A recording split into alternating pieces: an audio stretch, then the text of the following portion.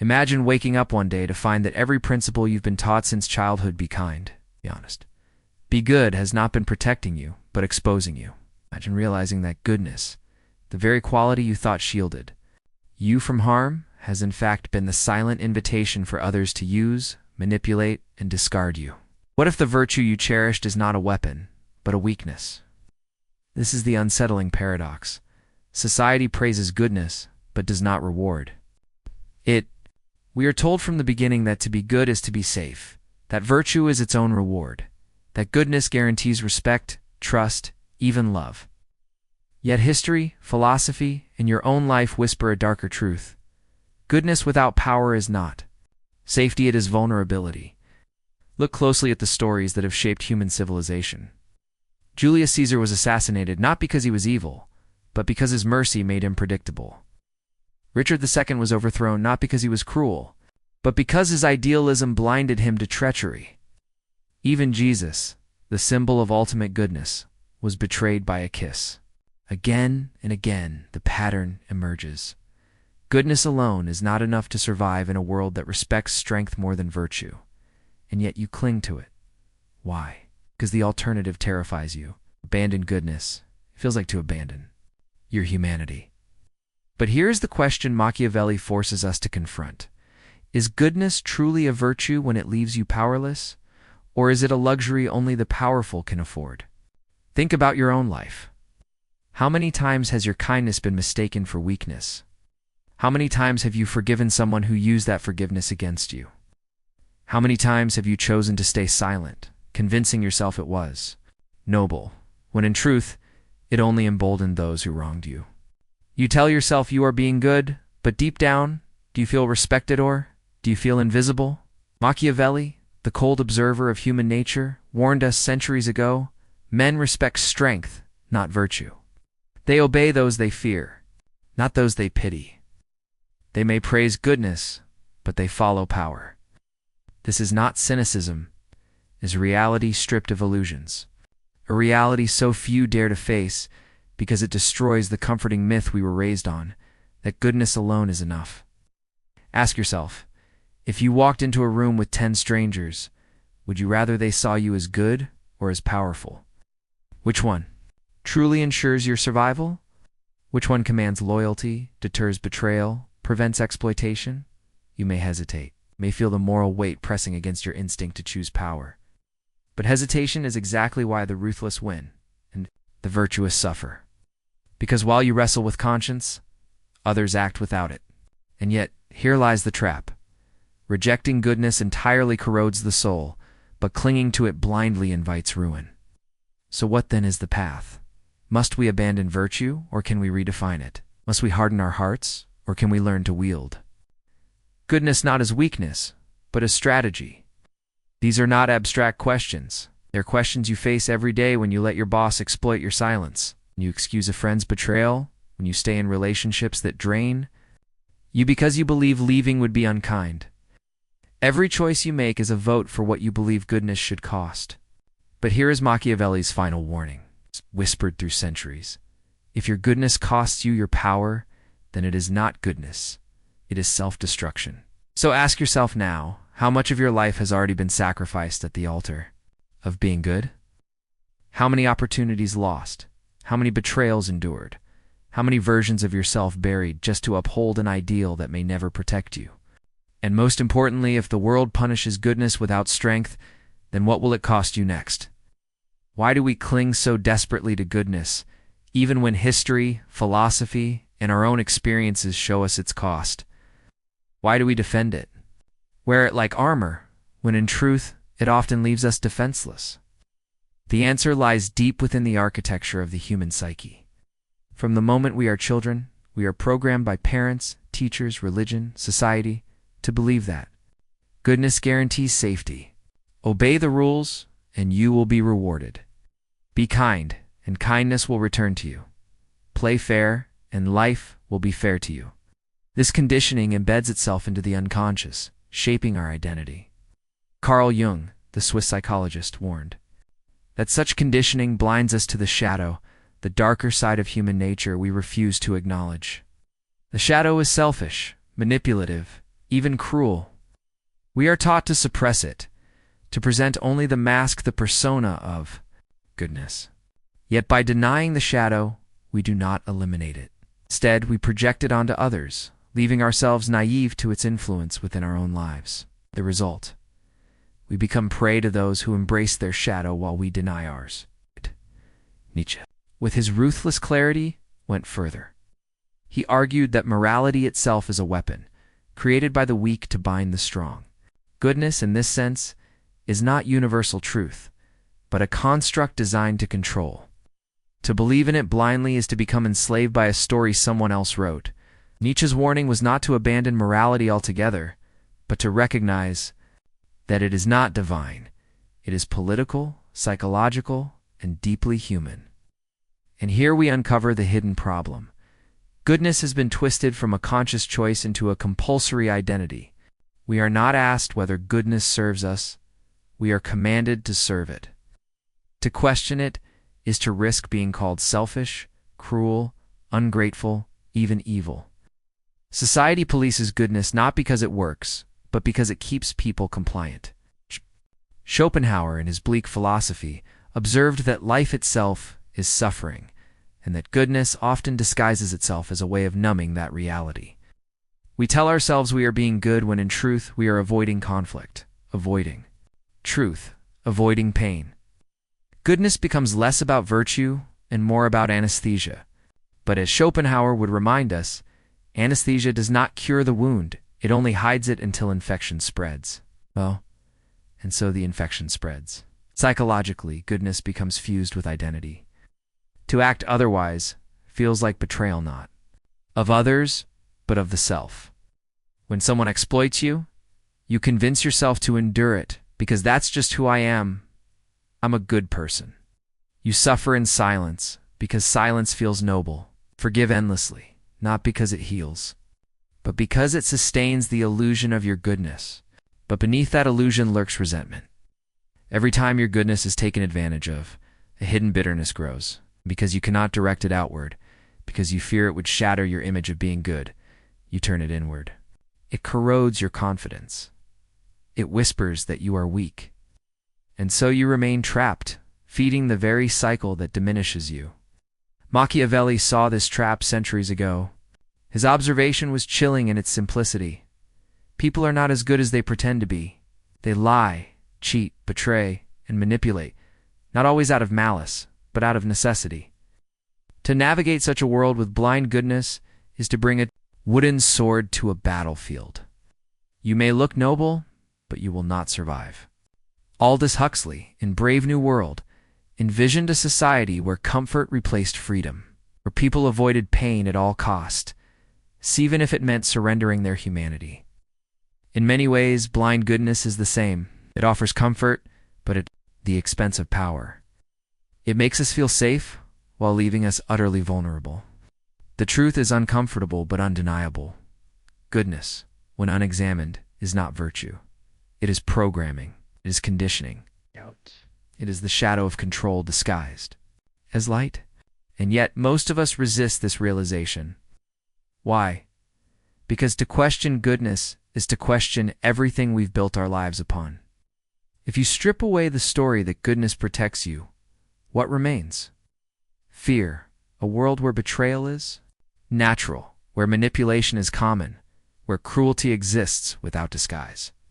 Most people would rather cling to the illusion than face that reality. But illusions, as every philosopher has warned, eventually collapse. And when they do, the fall is catastrophic. The person who has spent their life equating goodness with safety does not know how to defend themselves when that goodness is exploited. They lack the tools to set boundaries, to confront, to resist. They are like glass in a storm shattering the moment pressure is applied. This is why the hidden problem matters. It is not merely philosophical, it is existential. By clinging to goodness as an unquestioned ideal, we create lives that are fragile, relationships that are imbalanced, societies that are hypocritical. And when collapse comes, as it always does, the good suffer the most. So we return to the paradox. If goodness without strength is weakness, then what is the role of goodness at all? Is it a virtue to be preserved, or a trap to be escaped? Is it a weapon to be sharpened, or a burden to be shed? These questions cannot yet be answered. For now, it is enough to see clearly that what you thought was protecting you may, in fact, be the very force that leaves you exposed. And that realization alone should unsettle you, because if the foundation of your safety has been a lie, what does that mean for the life you've built upon it? What happens when an entire life or even an entire society is built on the illusion that goodness guarantees safety? The consequences creep in silently, like cracks beneath the surface of a foundation.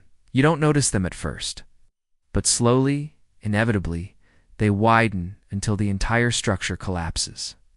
On the individual level, the cost is often subtle but devastating. Think of the person who always says yes. They carry the mask of the good friend, the helpful colleague, the selfless partner. They are dependable, agreeable, endlessly accommodating. Everyone praises them for their generosity, their patience, their kindness. Yet beneath the surface, something begins to rot. Each time they silence their needs to please someone else, resentment grows. Each time they forgive, a betrayal without confrontation, bitterness festers.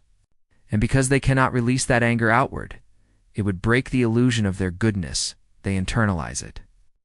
Depression, anxiety, a gnawing sense of invisibility. They live as if they do not exist, except in service of others. One day, often without warning, they shatter. Psychologists call this pathological altruism, when the desire to be good becomes so extreme that it harms the self. It is not goodness at all, but self-destruction in disguise. And it is alarmingly common. Studies show that people-pleasers often suffer from higher rates of stress-related illnesses, burnout, and even cardiovascular problems. Goodness, when weaponized against oneself, literally shortens life. But the consequences extend far beyond the individual. Entire relationships collapse under the weight of blind goodness. Consider the marriage where one partner endlessly gives while the other endlessly takes. On the surface, it may look harmonious. The good partner avoids. Conflict forgives easily, sacrifices constantly. But beneath that facade, imbalance grows. Respect erodes. The giving partner becomes less of an equal, more of a servant. And once respect is gone, love withers too.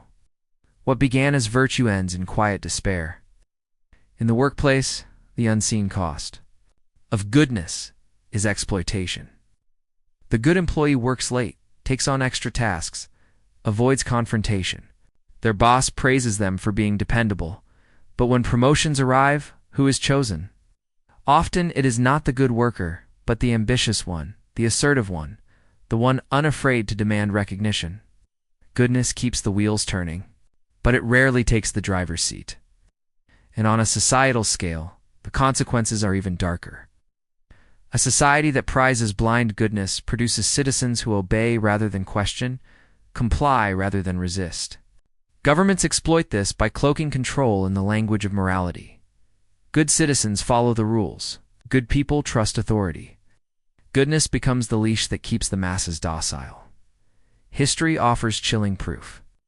Totalitarian regimes from Nazi Germany to Stalinist Russia thrived not only on cruelty, but on obedience disguised as virtue.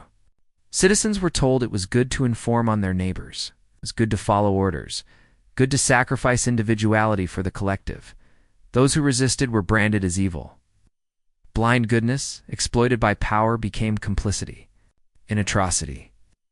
Even in modern democracies, the same pattern persists, though more subtly. Corporations exploit consumer trust, framing loyalty as virtue while feeding off it. Political leaders use moral rhetoric to justify policies that benefit only the powerful. And ordinary people, afraid of appearing selfish or unpatriotic, remain silent. Goodness, once again, becomes the chain.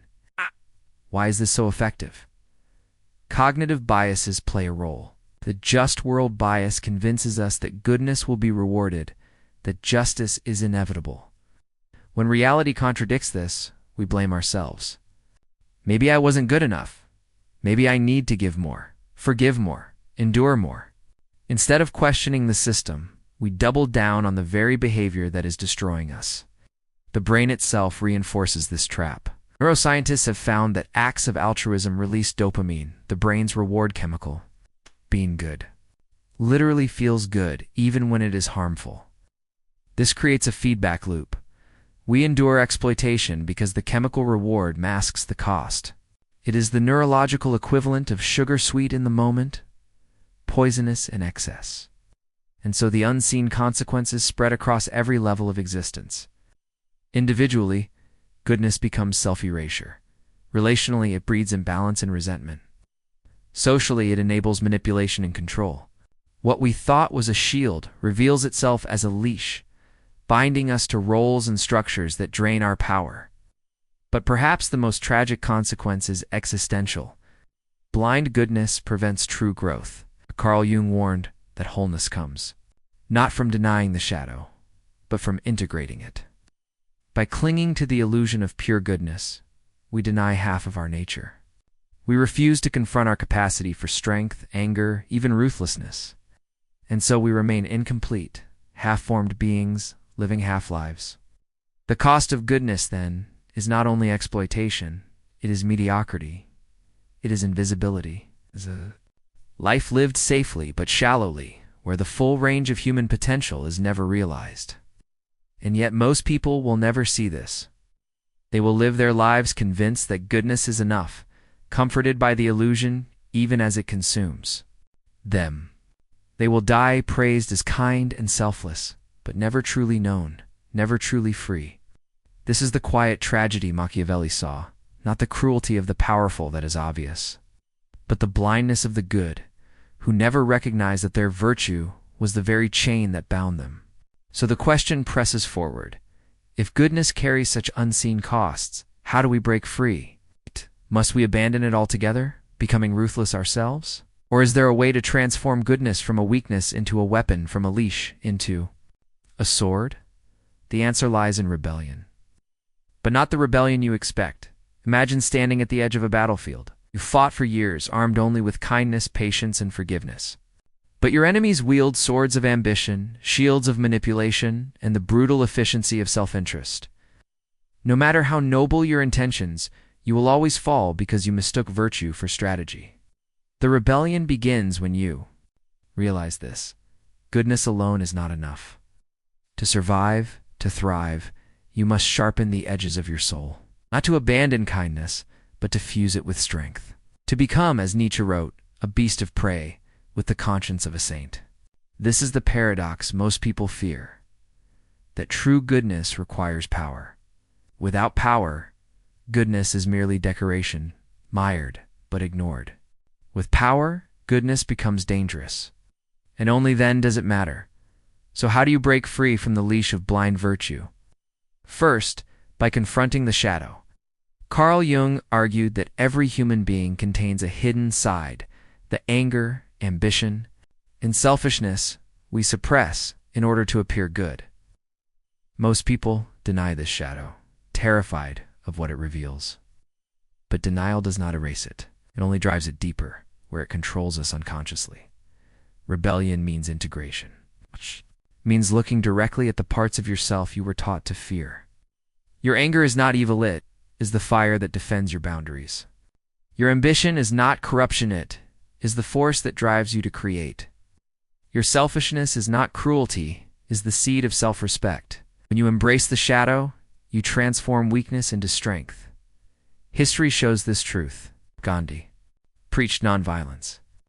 But beneath his pacifism was the ruthless discipline of a man who fasted unto death, who shamed empires by sacrificing his own body. Martin Luther King Jr. spoke of love, but he wielded that love as a weapon against oppression, backed by unshakable resolve and the threat of mass resistance.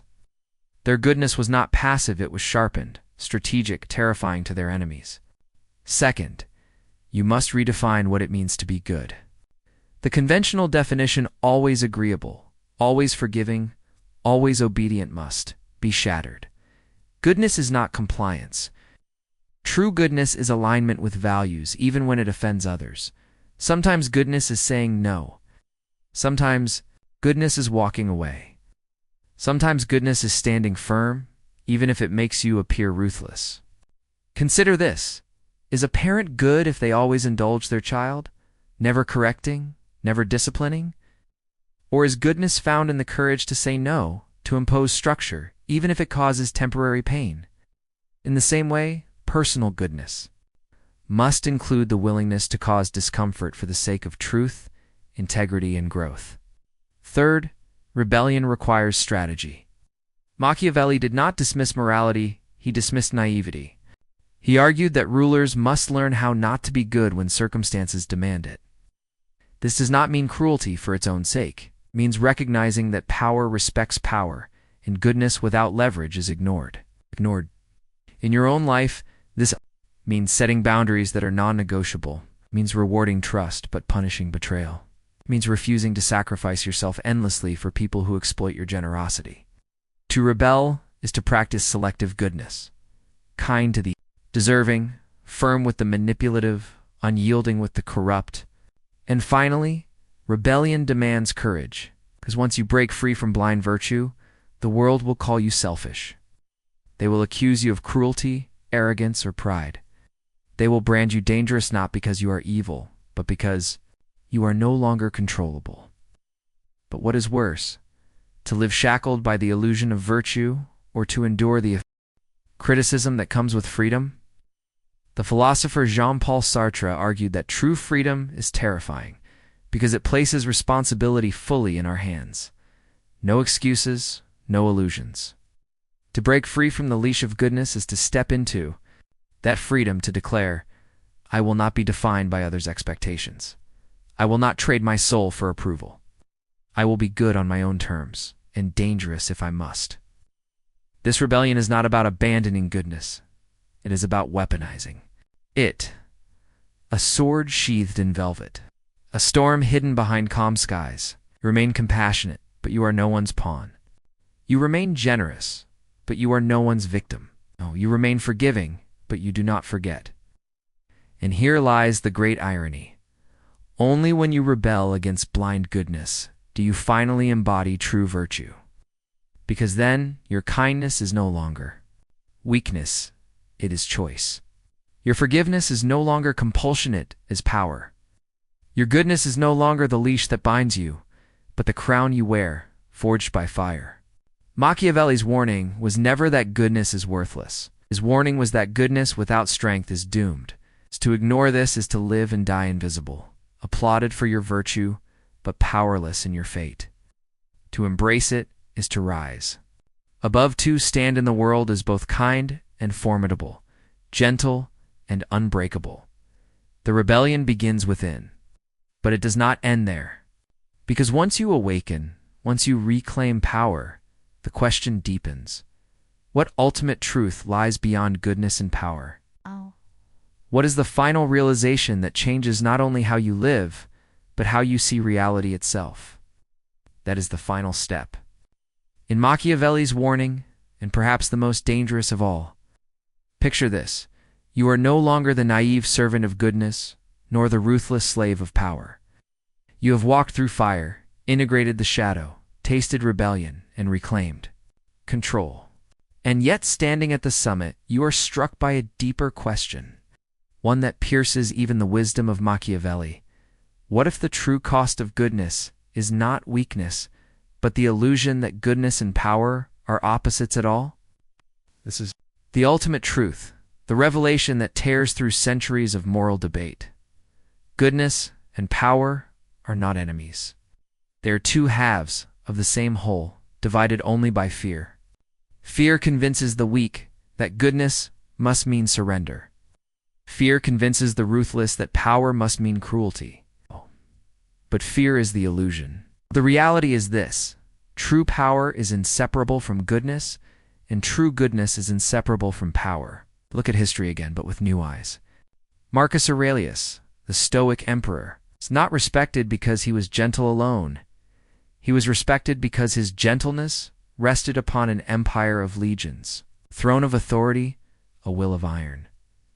The Dalai Lama is not revered simply for compassion, but for embodying compassion despite exile, despite oppression.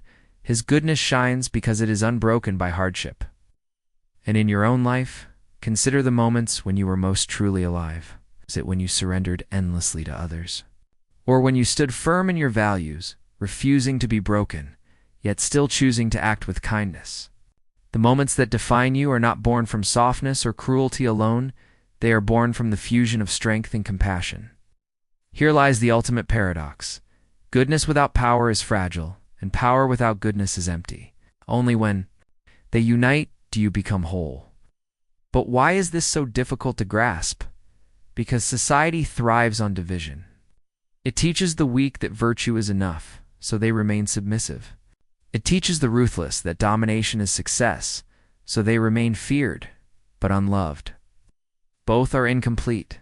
Both are trapped. Both are slaves. Only the rare few who integrate the two, who dare to be both good and powerful, escape the trap. This is why most people never awaken. It is easier to be the eternal victim, cloaked in the false nobility of weakness, or the eternal tyrant, addicted to the shallow thrills of dominance. But the awakened know, life is not about choosing between the lamb and the wolf. It is about becoming the lion, gentle with its pride, merciless with its enemies, commanding respect from all. The ultimate truth, Machiavelli whispers, is not despair, but liberation. His final warning was never to abandon goodness. It was to stop divorcing goodness from strength. To see them as one, to wield them as one, to live as one. But what does this mean for you right now? It means you must stop asking, should I be good or should I be strong? That question is the chain. Instead, you must declare, I will be both. It means your kindness must have boundaries. Your forgiveness must be paired with memory. Your love must not excuse betrayal. Your generosity must flow from abundance, not depletion. It means when you speak truth, you do so without apology. When you say no, you do so without guilt. When You walk away, you do so without fear. When you choose to give, to forgive, to extend compassion, you do so not because you are powerless, because you are powerful enough to choose otherwise. That is the essence of true goodness, is the essence of true power. This realization changes everything. It rewrites the way you view betrayal, failure, ambition, even mortality. Because once you understand that goodness and power are one, you stop seeing life as a battlefield between innocence and corruption. You see it instead as a forge, a place where your character is hammered into form, tested by fire, tempered by resistance, sharpened by struggle. The weak fear the forge because it burns. It's the ruthless worship the fire because it destroys. But the awakened endure the flame until they emerge as something greater, not fragile, not cruel, but indestructible. And when you live from this truth, something extraordinary happens. People no longer mistake your kindness for weakness because they sense the steel beneath your smile. They no longer test your limits because they feel the fire behind your calm. They no longer exploit your forgiveness because they know it comes with consequences. You become untouchable not because you have abandoned goodness, but because you have made it unbreakable. And so, the final, most powerful realization is this: the cost of goodness is not weakness. The cost of goodness is powerlessness. Refuse. To pay that price, refuse to live as prey. Refuse to let your virtue be your cage. Be good. Be powerful. Be both. For that is the only way to honor the truth of who you are, the only way to transcend the illusions of society, the only way to live free. And perhaps when your story ends, the world will not remember you as merely good or merely strong. They will remember you as something greater, a force of nature, a paradox made flesh, a living answer to Machiavelli's final warning.